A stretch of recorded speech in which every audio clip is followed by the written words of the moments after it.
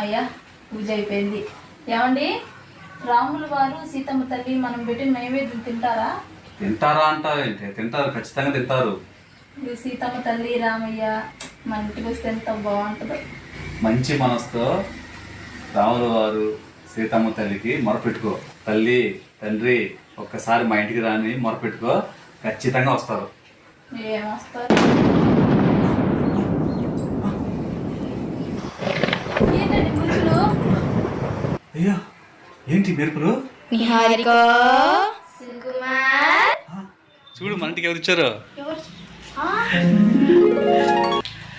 రామయ్య తండ్రి, ఓ రామయ్య తండ్రి, మా బాధలన్నీ తీర్చడానికి వచ్చావా రామయ్య తండ్రి.